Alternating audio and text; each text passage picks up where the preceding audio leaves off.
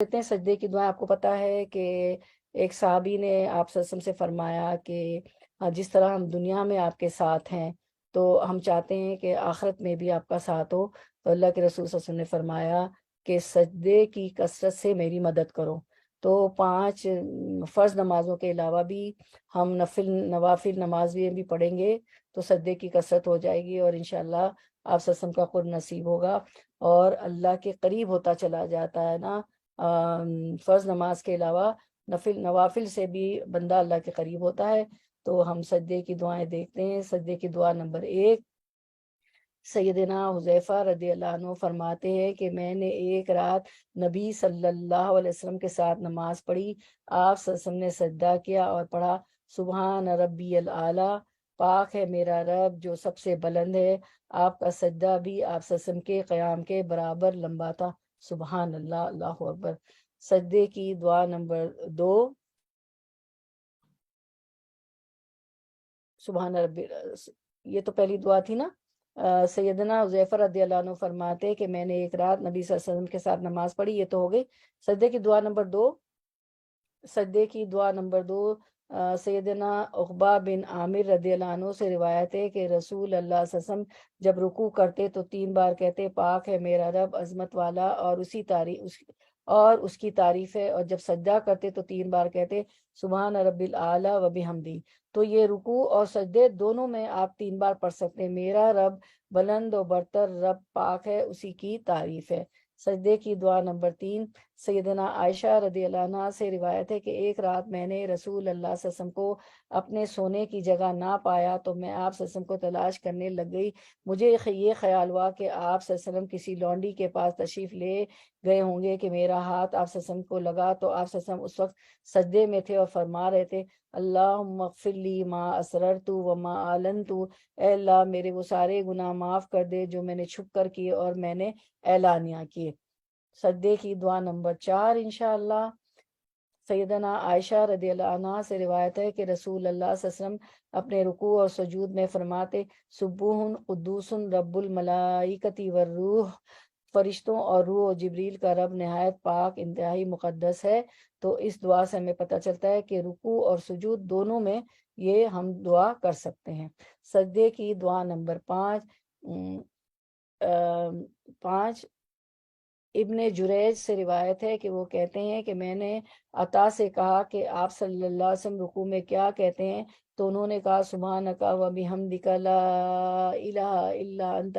مجھے ابن ابی ملیکہ نے خبر دی، انہوں نے سیدہ عائشہ رضی اللہ عنہا سے سنا، انہوں نے فرمایا کہ میں نے ایک رات نبی صلی اللہ علیہ وسلم کو اپنے پاس نہ پایا تو میں سمجھی کہ آپ صلی اللہ علیہ وسلم کسی اور بیوی کے پاس گئے، اور میں نے آپ صلی اللہ علیہ وسلم کو ڈھونڈا، پھر لوٹی تو آپ رکوع یا سجدے میں تھے اور فرما رہے تھے، سبحانک و بحمدک لا الہ الا انت، پاک ہے تو اپنی تعریف کے ساتھ، تیرے سوا کوئی معبود نہیں۔ میں نے کہا میرے ماں باپ آپ صلی اللہ علیہ وسلم پر قربان، میں کس خیال میں تھی اور آپ صلی اللہ علیہ وسلم کس کام میں ہیں۔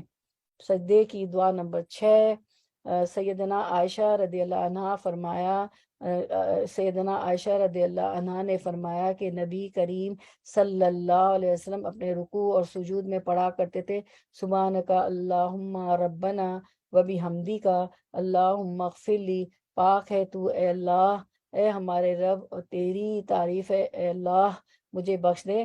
تو رکوع اور سجود میں دونوں یہ دعا پڑھ سکتے ہیں۔ تو آپ دیکھیں کہ رکوع اور سجود کی دعائیں تقریباً ملتی ایک ہی ہیں۔ سجدے کی دعا نمبر 7، سیدنا عوف بن مالک اشجعی رضی اللہ عنہ روایت کرتے ہیں کہ میں نے ایک رات رسول اللہ صلی اللہ علیہ وسلم کے ساتھ قیام کیا، آپ صلی اللہ علیہ وسلم نے قیام میں سورۃ البقرہ کی تلاوت فرمائی۔ آپ صلی اللہ علیہ وسلم جس آیت رحمت سے گزرتے تو وہاں رکتے اور دعا کرتے، اور جس کسی آیت عذاب سے گزرتے تو وہاں رکتے اور تعوذ کرتے۔ کہتے ہیں کہ آپ صلی اللہ علیہ وسلم نے رکوع کیا اس قدر لمبا جتنا کہ آپ صلی اللہ علیہ وسلم کا قیام تھا، سبحان اللہ۔ آپ صلی اللہ علیہ وسلم اپنے رکوع میں یہ دعا پڑھتے تھے، سبحان ذی الجبروتی والملکوتی والکبریائی والعظمتی، پاک ہے وہ ذات جو غلبے، قوت، بادشاہت، بڑائی اور عظمت والی ہے۔ پھر آپ صلی اللہ علیہ وسلم نے سجدہ کیا، اس قدر لمبا جتنا کہ آپ صلی اللہ علیہ وسلم کا قیام تھا، اور آپ صلی اللہ علیہ وسلم اپنے سجدے میں بھی وہی دعا پڑھتے رہے۔ پھر کھڑے ہوئے اور آل عمران کی قرات فرمائی، پھر ایک سورت پڑھی اور پھر ایک اور سورت پڑھی۔ سبحان اللہ، کتنی لمبی لمبی صورتیں ہوتی۔ سجدے کی دعا نمبر 8، سیدنا ابو ہریرہ رضی اللہ عنہ سے روایت ہے کہ رسول اللہ صلی اللہ علیہ وسلم اپنے سجدے میں یہ دعا پڑھتے: اللہم اغفر لی ذنبی کلہ دقہ و جلہ و اولہ و آخرہ و علانیتہ و سرہ۔ اے اللہ، میرے لیے میرے چھوٹے بڑے، پہلے پچھلے، ظاہرہ پوشیدہ سارے گناہ بخش دے۔ مجھے یہ دعا بہت پسند ہے۔ ویسے بھی آپ یہ دعائیں کر سکتی ہیں، ٹھیک ہے، یہ استغفارات میں بھی آتی ہے، ٹھیک ہے، یہ والی دعا ساری دعا۔ سجدے کی دعا نمبر 9، سیدہ عائشہ رضی اللہ عنہا سے روایت ہے، وہ کہتی ہیں کہ ایک رات میں نے رسول اللہ صلی اللہ علیہ وسلم کو بستر پر نہ پایا، تو میں نے آپ صلی اللہ علیہ وسلم کو تلاش کیا۔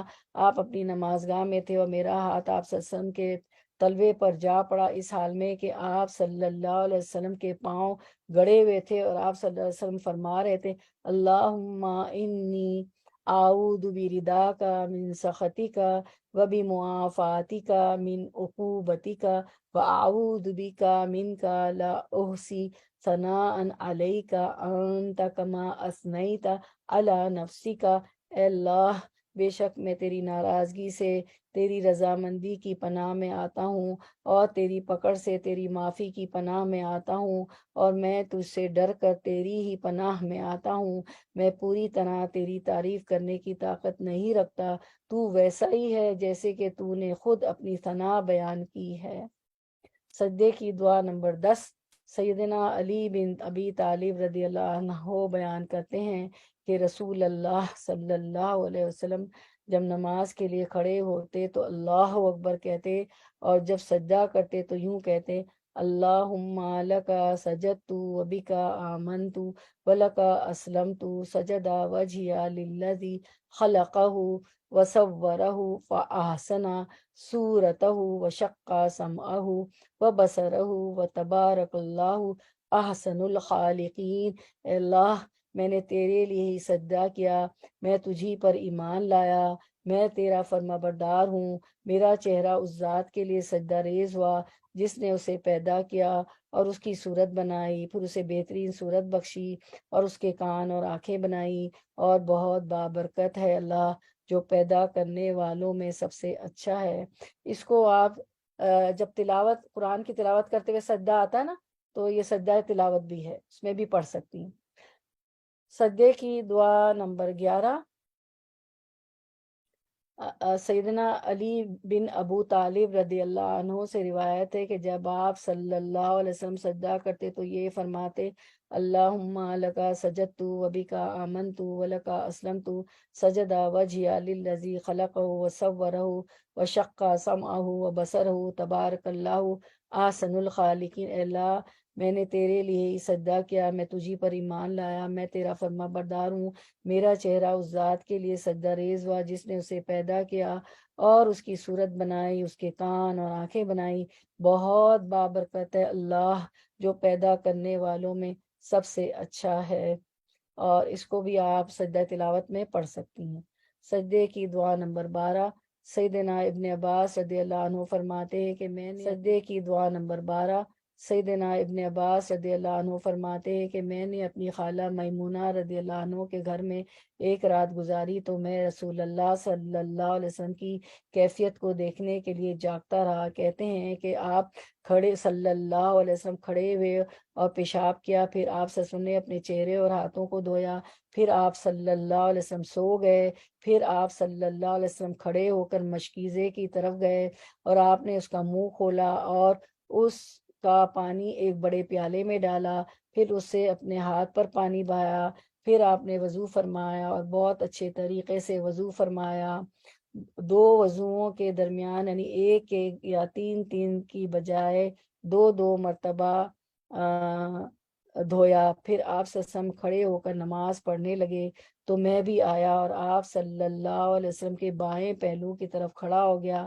آپ صلی اللہ علیہ وسلم نے مجھے پکڑ کر اپنی دائیں طرف کھڑا کر دیا، یعنی رائٹ ہینڈ کی طرف۔ رسول اللہ صلی اللہ علیہ وسلم نے 13 رکعتیں نماز مکمل پڑھی، پھر آپ صلی اللہ علیہ وسلم سو گئے، یہاں تک کہ آپ صلی اللہ علیہ وسلم خراٹے لینے لگے، اور ہم پہچانتے تھے کہ جب آپ صلی اللہ علیہ وسلم جب سوتے تو خراٹے لیتے ہیں۔ پھر آپ صلی اللہ علیہ وسلم نماز کے لیے باہر تشریف لائے اور اپنی نمازوں یا اپنے سجدوں میں دعا مانگتے ہوئے یہ فرماتے: اللہم اجعل فی قلبی نورا وفی سمعی نورا وبصری نورا وعن یمینی نورا وعن شمالی نورا وامامی نورا وخلفی نورا وفوقی نورا وتحتی نورا واجعل لی نورا۔ اے اللہ میرے دل میں نور ڈال دے، اور میری سماعت میں نور، میری بصارت میں نور، میرے دائیں نور، میرے بائیں نور، میرے آگے نور، میرے پیچھے نور، میرے اوپر نور، میرے نیچے بھی نور، اور میرے لیے نور بنا دیے، یا یہ کہا کہ مجھے نور بنا دے۔